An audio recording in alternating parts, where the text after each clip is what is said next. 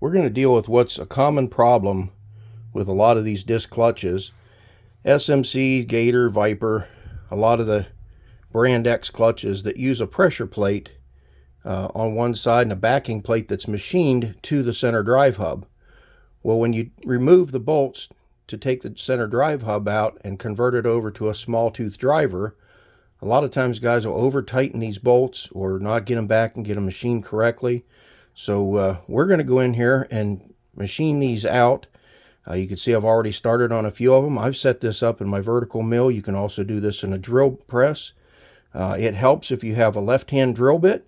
And what we're going to do is we're going to drill each of these bolts out. You could also spot face them if you have an end mill. I prefer to use a left-hand drill bit as my first resort. I've used these Matco left-hand drill bits for years. You can see I'm using a 1/4 inch left-hand drill bit. So we'll start the process. I've got it clamped down in the vise right now on the mill, and we're going to start the mill. And I'll use very light quill pressure to start into that bolt head. Make sure that it's centered before you start this process. If it's not perfectly centered, that's fine. Again, with a drill bit, we're just going to get it started, and it should take a catch and pull that bolt thread right out.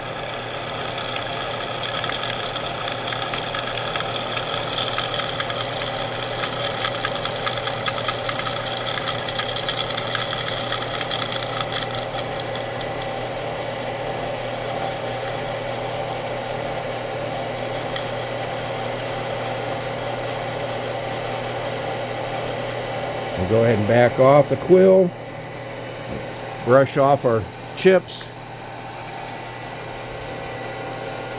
just see where we're at depth wise. You can also check it if you have it.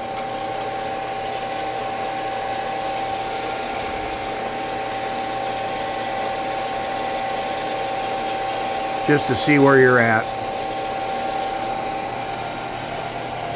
We won't drill into the backing plate at all. We're just trying to take the head off the back side of the bolt, and as soon as it gets down flush with the backing plate, it'll generally catch on the center threads and start removing the bolt.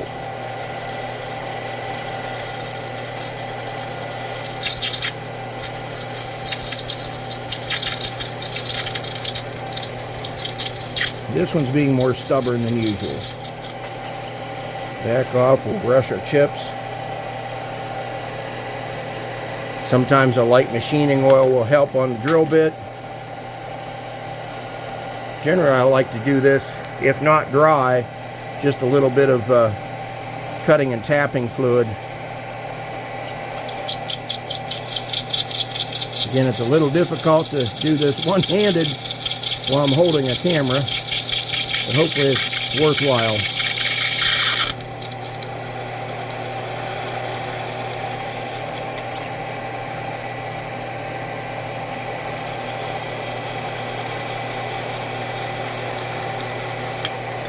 Once it catches, then you'll just lift the quill, and you can see how it threaded right out. Turn the mill off, and I should be able to turn them out by fingers now. Again, gentle quill pressure. Don't get carried away. You don't want to get into that backing plate. It's also a good idea if you indicate on that pressure plate and the backing plate what orientation they were in before you start drilling and remove these plates, because you're going to want to get them back in the exact same location, even if you're machining them on a clutch grinder or on a tool holder that has a grinder built onto it for your lathe.